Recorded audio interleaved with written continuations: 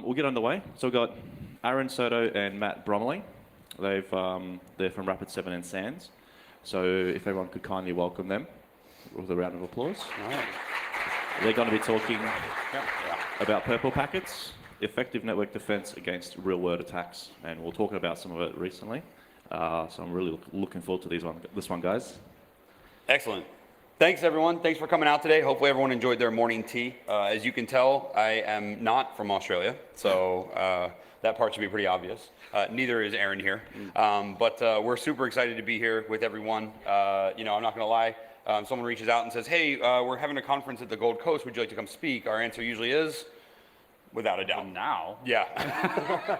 For sure. Absolutely. But it's been an absolutely amazing few days, so thank you everyone for joining us, and I'm going to do my best to stay within range of talking into the mic. We usually have a stage which is like a walking, we're logging miles as we walk through this one, but we're going to stand next to each other and hopefully not kill each other in the process.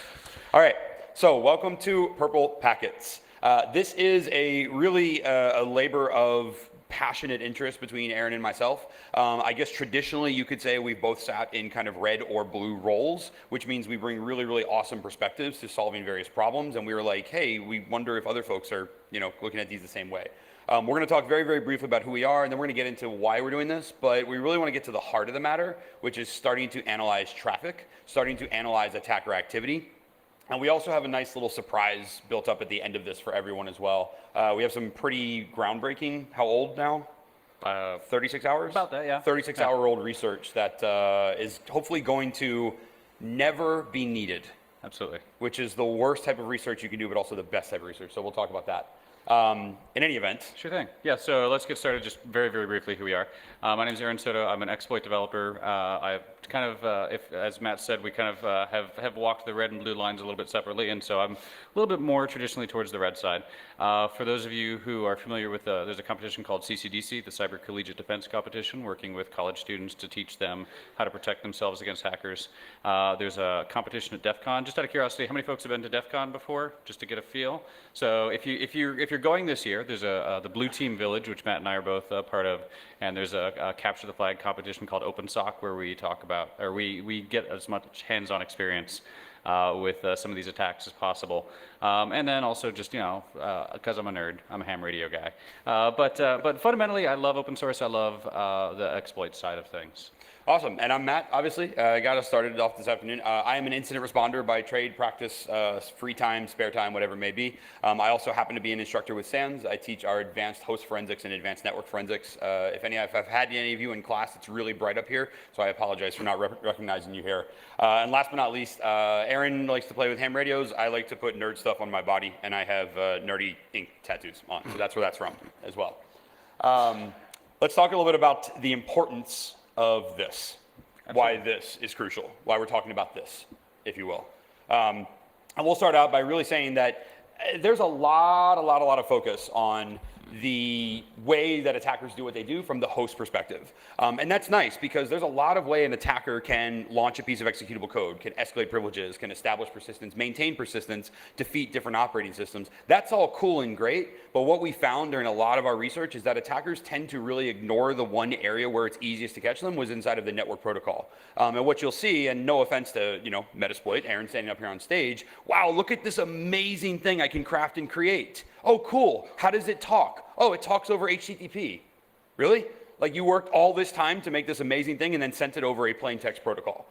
So we really wanted to kind of hinge off of that and take the kind of unique approach of, is there a way that we can look at the network side of things to identify traffic a lot faster than perhaps waiting for the host to be compromised or waiting for a time further on down the road? The importance of red and blue really, we think, exists in our working together. So from a blue perspective, we often think of ourselves as defenders. We're the ones that are responding to attacks, and we're the ones that are having to deal with these things later on down the line. And unfortunately, in my career, I've seen way too many times where the red team is just pushed off to the side as these annoying kids who pop up once a quarter. And I'm not saying they're wrong. I'm just saying that's the wrong approach. as a blue teamer, you should be actively looking to learn from how red does what they do, because they're going to find the novel ways into your environment. They're going to find the things that you never thought of. And to be completely frank, and I'll let Aaron talk about the red side here in a second, but to be completely frank, I would rather he find it, because I'm asking him to find it, as opposed to I discovered that China found it 4 years ago. That's the other side of the equation we don't want to be in. Now, For sure, I yeah. think he can benefit from us too. Absolutely, yeah. So it's easy from a red teamer's perspective to say, well, this is the glamorous side, right? This is the side that everybody's talking about, the latest exploits, the newest attacks. This is what is easy to sensationalize. No one in Hollywood makes a blue teamer a Hollywood, the character of a hacker movie. Sorry, I'm sorry. I think, I got a fantastic face for radio. Just saying. But I have to admit that if I want to be a good red teamer, I need to understand the tactics of the blue team. I need to understand how to challenge them by going to places that they aren't looking, by introducing techniques that they're not ready for. And so I can't just say, oh, I love exploit development. I'm going to write exploits all day. I mean, I can, but I'm not going to be as good of a red teamer as I can be. And so that's what we're focusing on, is we're going to make this case that we can learn from each other. We do learn from each other. And Matt and I are very big into giving you examples. We're not going to stand here and talk about it. We're going to show you how. Yeah, that's really it on the discussion side. The only thing I'll add to what Aaron just said is there was one thing I heard as, this was probably in the past 3 months or so, there was one thing I heard that really kind of strengthened this talk for me, which was I was helping an organization respond to an incident. They had just gone under a legitimate pen test, meaning they were paying for it. It was their quarterly whatever. And the pen test report came back, and one of the Active Directory administrators said out loud after reading the report, "Thank God they didn't find system XYZ."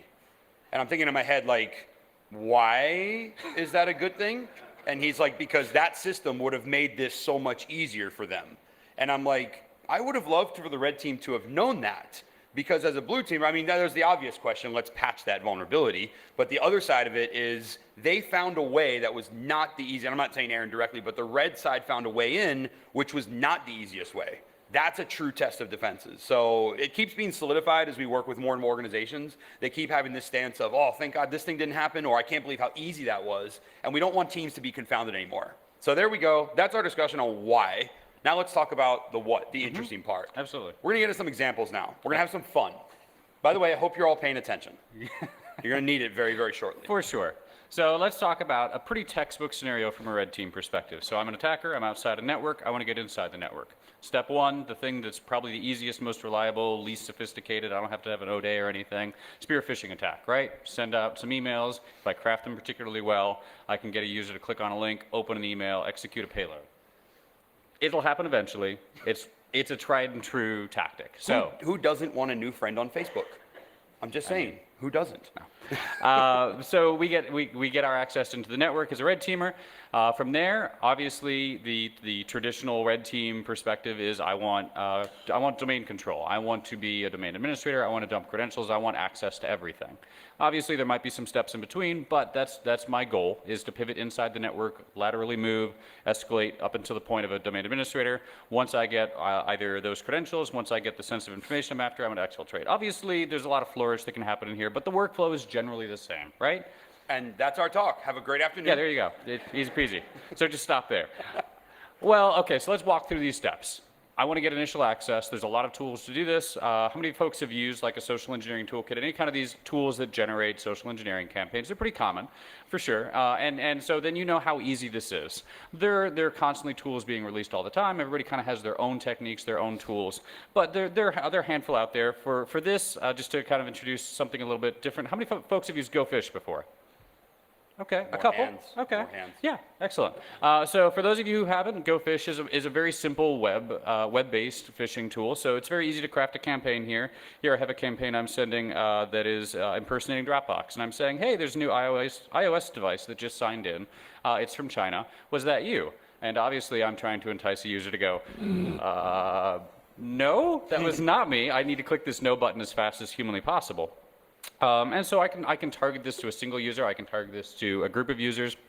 In this case, I might just pick one, and I can track the progress of that campaign, when it was created, if the email has been opened, if the link has been clicked, what the user has done in response to that. And so from a user's perspective, they are looking at their email, they get this to come in, they have this fairly convincing looking email that says it's from Dropbox Security. It's got the Dropbox logo, it's actually using the same style that Dropbox itself uses. And if they go ahead and click on that link, they're going to get transported to a page that looks very convincingly like Dropbox. Has anyone seen this page before? Look familiar, right? Ooh. Yikes. So, Let's talk afterwards if it does. yeah. What about this page? Has anyone seen that one before? Ooh, let's Quick, talk afterwards. quick pop quiz. Which is the real page? Come on, security people. You're asking your users Was to that- do this in 5 seconds via email. Let's go. 1, 2, 3, 4. All right, you got to make a decision. Somebody is signing into your Dropbox account right now from China, and you need to get your password in here as quickly as possible. Well, we have the legit page, and we have the fake page. And obviously, you can make these look as realistic as you want. This took just a matter of minutes. But if you look closely on this fake page, it says to unlock your account, you need to log in and download our secure desktop scanning software. So we're just going to make sure your machine's okay before we reopen access to your Dropbox account. But first, obviously, I need your credentials to do that. I don't actually need the credentials. I just want them to download my scanner. But by presenting myself as Dropbox, by asking for credentials, number one, it's an easier win. And number two, maybe I'm even convincing the user that this is a little bit more legit by looking at like the page that they're used to. So, how many folks have used a Meterpreter shell before? Metasploit Meterpreter. It's very simple. So you know how easy this is to create, in this case, for instance, an exe file. I'm calling it Dropbox Security Scanner, and it's a very simple payload to call me back on an IP address. Obviously, this is by way of example. There are many tools to do this, but now I have an encrypted connection to a user's workstation, and I have my initial foothold into that network, right? For anyone who's taking notes here, by the way, we do own packets.dev, but this has been taken down. So sorry, there's no phishing link up there in case you wanted some creds. For sure. All Okay. right, so at this point, Aaron thinks he's all sneaky. He's got his initial access in. Right. He's got a shell talking back. Now, from an email perspective, this really is a tougher area, I'll admit, a tougher area sometimes for network introspection. I'm going to remove email examination clients outside of this because we're going to pull that into content examination, but my email could be in a third party. My email could be in some sort of an encrypted traffic. It just depends on how our setup is, if we're using O365 versus on-prem Exchange, so on and so forth. So at this point, he still may have a little bit of an advantage from the initial access, but it's that initial user call out that I can start to pivot for. So I can look for suspicious HTTP, I can look for, let's see, suspicious DNS request, because he may not always use a legitimate domain. I could look for things not Dropbox, but Dropbox.com, so on and so forth.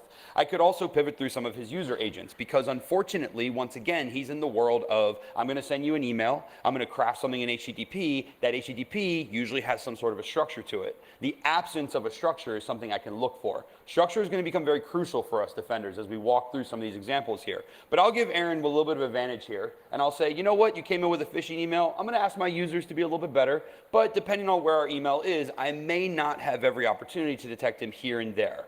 Again, we're removing host-based examination. We're removing email content examination from this. I want to catch him a different way at that packet level. So we'll let him continue on thinking he's won this round. All right? Well, and obviously I have. So I have my initial access, right? And so now I want to go ahead and acquire some credentials. As Matt said, there are a number of protocols that I am taking advantage of that might be leaving some traces behind. But if I have the credentials of a legitimate user, now things can get much more difficult for him. So let's talk about how I could do that. How many folks have used Mimikatz before? Yeah, all right. So for those of you who aren't aware, Mimikatz is a tool that lets me dump credentials from local workstations, from various credential caches on a local machine, or potentially even over a network. But there's actually a really cool tool. So there's obviously several methods, but there's one that I'd really like to focus on for just a moment, and it's called DC Sync. And so DC Sync is a module built into Mimikatz that allows me to effectively impersonate a domain controller. So you can have multiple domain controllers. They talk using this thing called the Directory Replication Service, DRS. And Mimikatz has the ability to act as though it were a domain controller, and with administrative credentials lets me download everything in that credential store. And so that includes things like the security ID of the users, things like password hashes, including previous password hashes, fundamentally, I get to pretend I'm a domain controller and say, yeah, I need these things to do my job. Please give them to me now. Now, as a defender, I'm going to point out two things. Aaron's not done walking through this part yet, but as a defender, I want to point out two things that he said. Number one, some of you may have also heard of this attack referred to as DC promo. That's another term that it goes by. So if you're like, I haven't heard of DC sync, you may have, it's just something else. But there's another point I want to point out. If you notice, Aaron said there's a preferred way I have of doing things. Defenders, when you hear or see the word preferred, that starts to border into threat intel and behavior development. So now, based on the way he's doing things, I can start to say, I notice this is his preferred technique of doing things. So let's let him walk through it and then see if there's a way I can cut that preference off before it goes too far. Sure. So I've got my interpreter session here. I can look at get UID. I'm in Matt's domain, which he's named Gotham, and obviously he is Batman. And so I can, Yeah, that's right. I can use this DC sync tool to dump all the information associated with that account from his domain controller. And so this includes, as I said, usernames, security IDs, password, including previous passwords, all those hashes that give me access when I can either crack them or pass them to move further into his network. And just to be clear, this particular part of the attack here, this is essentially the same procedure as elevating a system to a domain controller. However, we didn't actually elevate a system to domain controller. What we did is we sent out the right signals that said, hey, we're going to be elevating, hey, we'd like domain replication. And that makes the domain controller immediately speak up and say, hey, buddy, cool, here, buddy, here's everything you need to make it work. So to be clear, this is from a regular Windows 10 workstation. This isn't from some sensitive server inside the network. Okay, so let's talk about a little bit about what this looks like on the wire. Yeah, so on the network, Aaron now thinks he's all crafty because he's got his nice little shell built in, and he's all inside of encrypted tunnels and so on and so forth. Look at and these he's things. like, I'm in. What does this even mean? Yeah, but there's a problem here. Notice what I just said. I just said out loud that this particular technique makes a system look like a domain controller yelling outbound. If any of you in this room right now stood up, ripped your shirt off, and started screaming out some unintelligible language, guess what? That's an alert for the rest of us, because that's not, I hope, normal behavior. I hope. Now, if there's someone over here who's like, he does that all the time, then, okay, we'll let that go. We're not from around here. We're not from around here. I don't know, But unfortunately, what Aaron may not have realized is at the packet level, he threw out a very, very specific request. And if we take this protocol and we actually put this in the DR, Directory Domain Replication Services API call, I can actually see what's known as a DC get NC changes. And this particular call says, I am a domain controller and I would like to initiate some sort of synchronization. The problem here is that this particular API call, that one packet, should never originate outside of anything I expect. It should never originate from a host name. It should never originate from a non-server cluster. And I'd say it should never originate from a non-privileged, this system is a domain controller. So he just gave me an awesome alert, because now I can throw that API call against all my underprivileged subnets or my least privileged users. And I can use that to my advantage as well. Now, did you want to talk about what Mimikatz is the next step here? Sure. Well, sure. So it's, well, actually, you know what? I'll keep going. Yeah. I'll keep going, because we'll say, again, he thinks he's crafty, and now he's starting to shake a little bit because now I'm detecting this activity here. So in any event, the problem here is that when he ran that particular module, he did get access to all of the accounts on the domain controller. He got access to everything that comes back, and that's with that /all option. And what that does is it brings back that ntds.dit. Well, what if you're stuck in the position of, wait, I see that API call that I wouldn't expect to see. What happened after that API call? The question I'm really asking here is, Aaron ran DC sync, was it successful? Cool, I'll use what I know then about packet size to come back and I'll say, hey everyone, there's your API call, followed by a whole bunch of packets with, take a look, 14, 18 bytes as part of them. So essentially, let's look at this from a network perspective without any context whatsoever. An API call originated from a system that should not have had it, followed by a successive amount of data transfer from that system in response to that API call. That's what that call looks like on the network level. That's what an attacker who kicks off DC sync. So his preferred method, easily detectable, because he came in from a user workstation. Now, if he had spearphished a server, which we're never reading email from, right? If he spearphished a server, maybe he would have subverted that subnet rule. But I caught him in this particular case here because, there we go. I should never see this call being made from that particular system. So here's a nice little summary that sums up those API calls, where I would and where I would not expect to see them. So defensively, we can use this to our advantage, and now I can start to build in Active Directory aware rules. Now, I will offer one defensive caveat here. First off, we are inside the network. I did, if you all noticed, let the spearfish happen. I let that take place. Argumentatively, we could say we're collecting intelligence. I'm learning how Aaron does what he does. Sure, yeah, I'm learning you're his letting me techniques. win. No, I'm that's letting him fine. win, right? You all are familiar with stages of containment and active defense where we let the attacker believe they're winning, and then we close that tunnel until finally smack them out and they're done like the pesky flies they are. But nonetheless, we let him go, but we started to build some intel. Now I have a better development. But now I'm going to upset the initial part of his game. And I'm going to go back to the beginning. And I'm going to say, I let you get so far. So at this point now, I've shut down DC Sync. He's still got that shell beaconing out, and he's stuck at the point of, oh no, my preferred method. And it now was HTTPS. And it was HTTPS, so it's encrypted. So what are you going to do? Yeah, of course, it's encrypted. There's nothing I can do. HTTPS encryption, we can't do anything with encryption, right? Talk's over.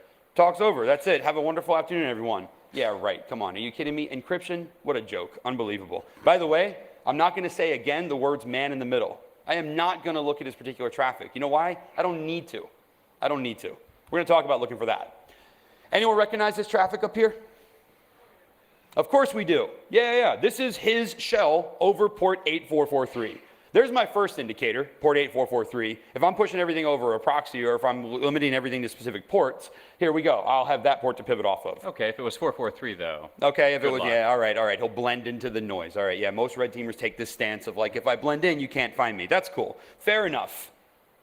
I will say that at the very onset, encrypted traffic may present a particular problem, but then we talk about learning how to fingerprint encrypted traffic. And there's a couple different things we can pivot off of to fingerprint them.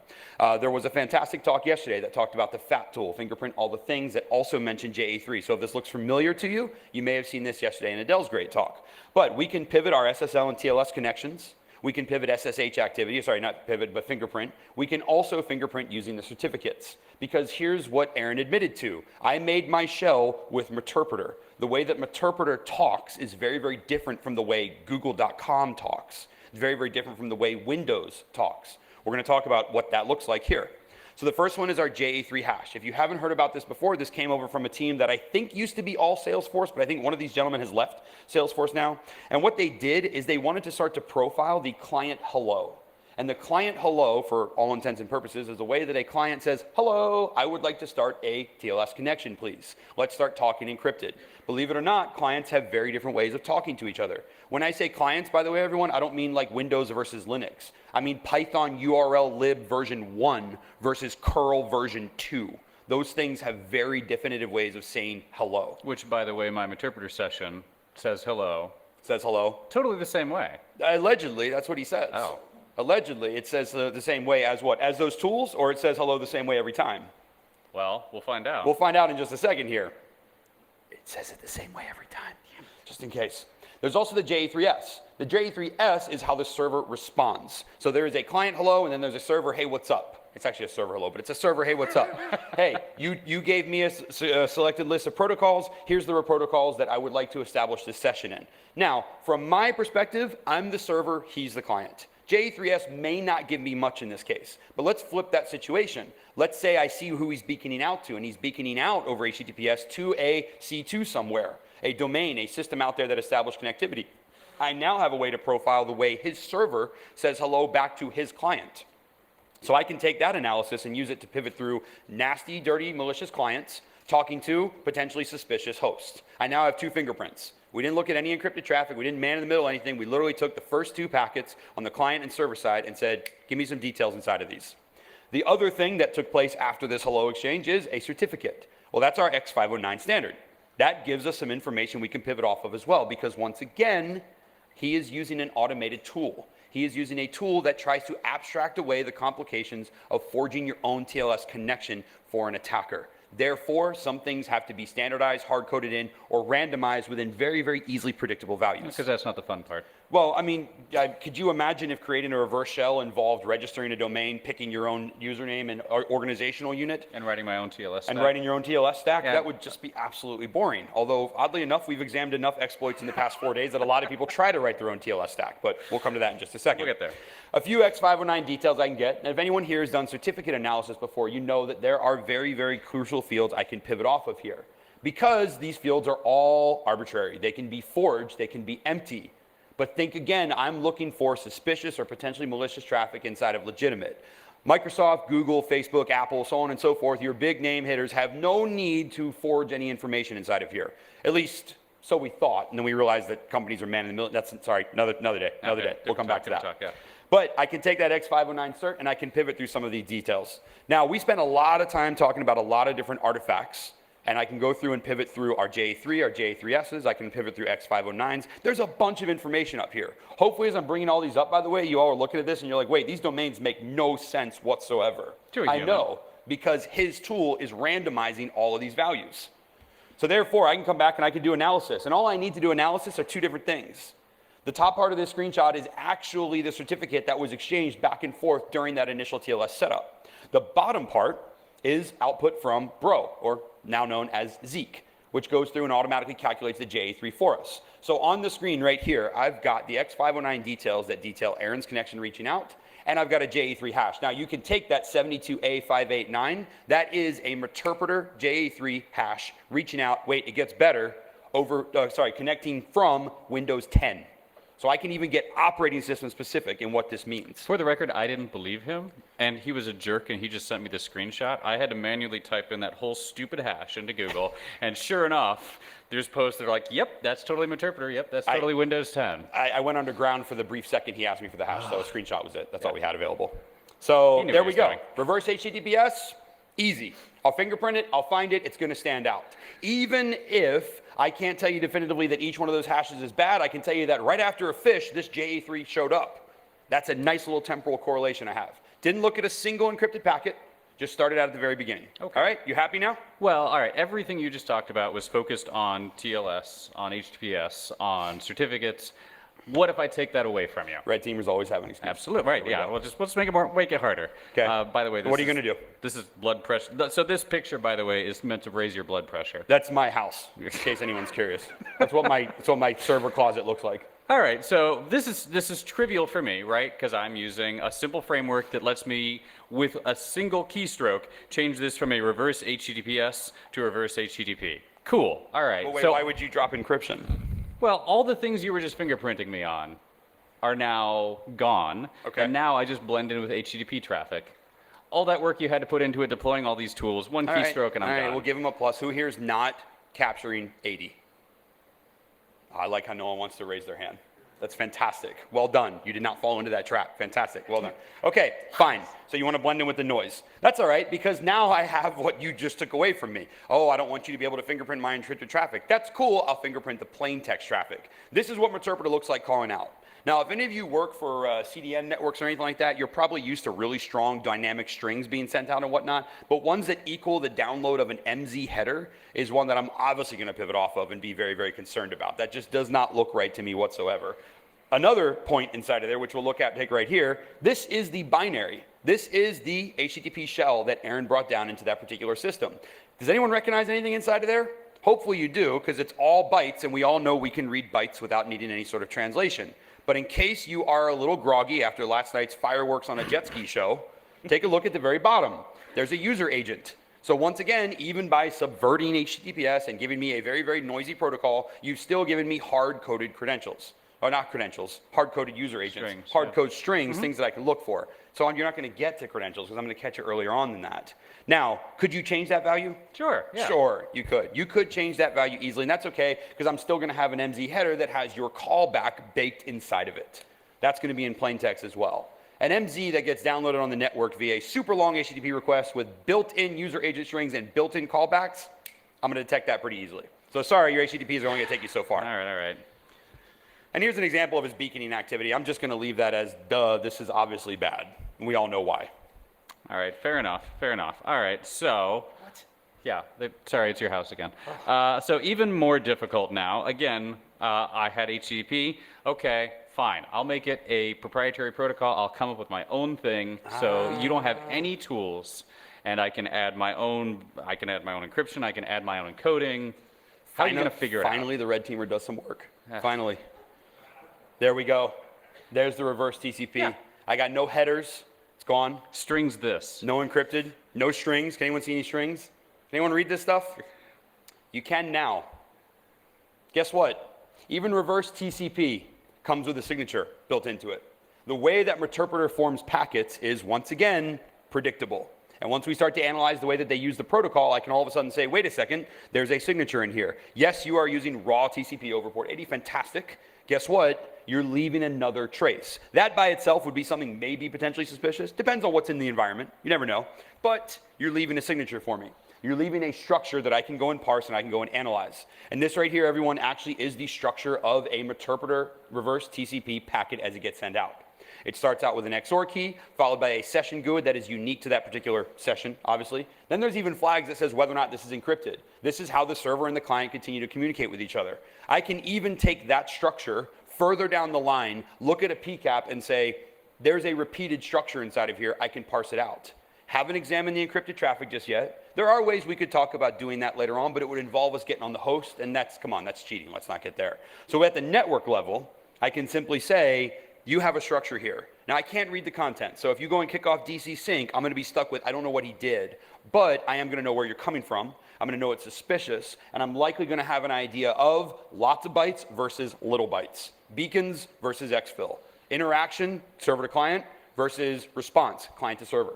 So I can start to pivot through some of my normal network heuristics to figure out what's happening by identifying things with this particular structure. So there you go. So I'm not gonna lie, this is getting a little bit frustrating. Well, that's the point. And I may actually have to put down my beer Okay. and go O-Day. Oh. All right. So I'm gonna come at you with some protocol, some vuln you aren't prepared for. Okay. Yikes, this one's tough. All right. Hopefully everyone recognizes what this is. If not, we'll educate you really, really quickly here. Quick summary. Quick summary. Blue Keep was a vulnerability that came out within the past, what, 2 weeks now?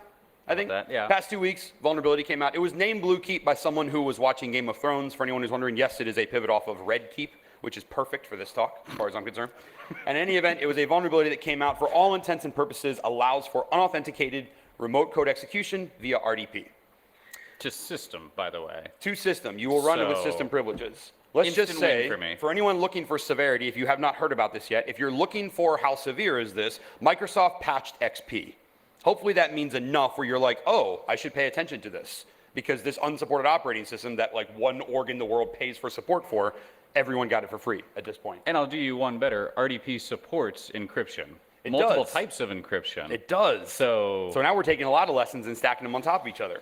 Believe it or not, ladies and gentlemen, this is not undetectable, despite being a 0-day. We're going to talk about how and why that is. Now, we do not have a working exploit. We're not going to demo a working exploit. So if anyone's like, can I have a copy of your exploit? The answer is no, because that's not our game here. We're not here to give away exploits. But let's just say that it's only a matter of time before hopefully this thing never reaches infamy. Never. Let's see if we can stop it a little bit earlier on. So all right. Couple things to know. RDP is an extremely complex protocol. Before we had it easy. We were only talking about TLS, HTTP, raw TCP, so on and so forth. Those are easy packets, very, very predictable. RDP is this massive complex stack of things that take place. And it's always encrypted. Almost always encrypted. Almost. When an RDP connection is initiated, the very, very first thing that takes place is a client and a server say hello. Now, it's not literally a hello. It's actually called a connection initiation and a connection response. And this is part of an initial X224 packet series that gets sent out. One packet out, one packet back. Did you all hear what I just said? There are a couple details inside of here. One packet out, one packet back. The request includes a cookie and a requested security protocol, AKA, I would like to connect over this. The response includes a success or a failure. This traffic is always unencrypted. I don't care what RDP turns into after this exchange. This exchange is always unencrypted. So we took a look at that and we said, hold on a second here. We just talked about JA3 a few moments ago. There are now some of the same details that we can work off of and that we can pivot through. I've got an unencrypted space. I've got parameters that should be included inside of a connection request. Very similar to a client hello. So we started doing some testing. What did we find? yeah, and so we were actually surprised to see that it is possible, and in fact very possible, to identify what is legitimate and illegitimate activity. And so obviously, as Matt said, we don't have a POC, we don't have a working version of this, but we can make some pretty good assumptions based off the scanners that are out there, and based off what we were able to learn from RDP, both from legitimate clients and from some of that scanner activity, and just working through all the possibilities. So if we take our standard gamut of Windows clients, we can look and see, is there a cookie present? And remember that cookie, there's some information that might be able to be gleaned off of that. Yep. But then we can also look at the requested security protocols, and obviously as versions of Windows have gotten newer, they've added more and more support, and as you progress through those versions of Windows, they will indicate to the server that they want to go ahead and step up that encryption level. Now, the problem is, from an attacker's perspective, well, first off, dealing with TLS is a pain in the butt, so I'd much rather turn that sort of thing off.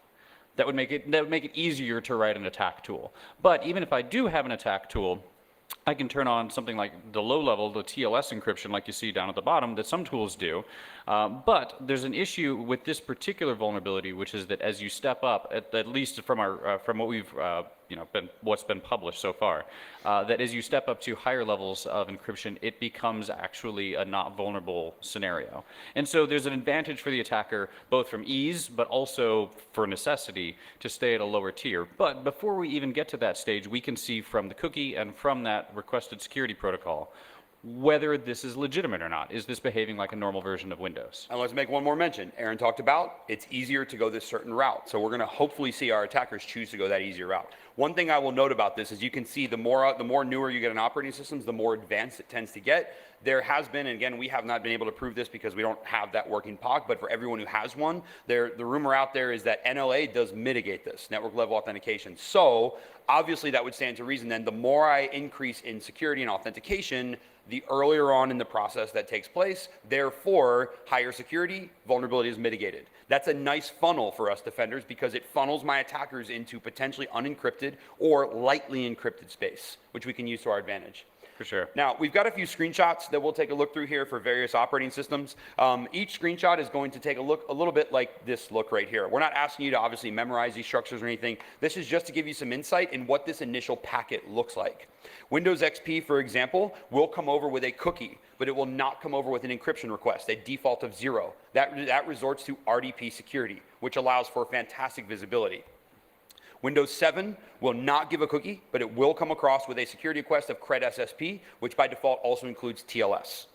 Windows 10 and 2016 will come with a cookie, but they also roll in with a security protocol request of B. And B is cred SSP all the way up. Cred SSP with early user authorization, cred SSP as well as TLS.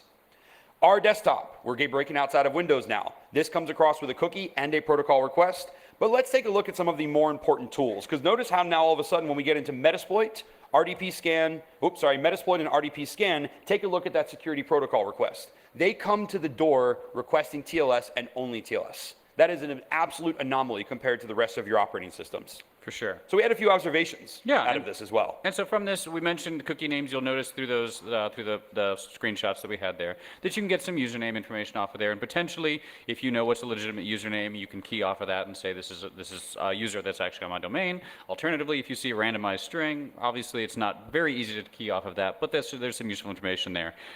Seeing a very low request or the absence specifically of a request is indicative of Windows XP. But keep in mind that when you do that, you're accepting no encryption. So I can so really from the attack perspective, the best I can do is behave like a Windows XP client would, but in doing so, I'm allowing Matt to see everything that's inside of that traffic. So even doing so is anomalous. So if he steps down, I'm still going to see what's taking place in that case right there. Right. There was one other scenario, or two other scenarios where we saw a double tap take place, and we've got just a couple more summary points here, and then we're all set. When a downgrade takes place, meaning if I'm an attacker and I try to force from high to low, you will see a double tap where the connection gets forcibly reset. That gives us another anomalous alert. And as we mentioned as well, there is a POC that does that, and it gives you a double tap, but once again, it comes through with a TLS request. So either way, our TLS or absence of encryption would still catch either of those taking place there. Yeah. And here's an example of that particular screenshot and that double tap. Now, seeing as we are almost just about out of time, and we want to give everyone an opportunity to kind of catch the next session and whatnot, I think we'll hop to our conclusion slide. For sure. And just say that from a host-based perspective, there are a lot of artifacts you could dig into, but the host is not the only place where I can catch what Aaron is doing and what the red teamers are doing. I can usually catch them earlier at the network level because there's sometimes very definitive signals that say they're doing what they're doing at that case. For sure, and I've been very impressed throughout this process to see that even when you rely on things like encryption as an attacker trying to hide in with what is considered best practices and normal HTTP and HTTPS and TLS, that you still leave a lot of those fingerprints behind, and so there's a lot of value to be gleaned from that sort of information. And lastly, we'll just say that any deviation from standard protocol is yet another anomaly itself. As you notice, as we walk through these things, I was looking for areas where Aaron's tools broke out of what I expected to see. Or when I had to break Or away. when he had to, because sure. we were catching him too much. Absolutely. But with that, everyone, I think we are just at time. Am I right? We're just at time. So thank you all very much for coming this afternoon, or this morning. I think it is still this morning. Still this morning. Thank you all for coming this morning. It was awesome having you in here. We'd love to entertain questions outside if we need to move off the stage. But otherwise, thank you all very much. Have an awesome day 2 of AusCERT. Thank you so much for having me. Thank you very much, guys.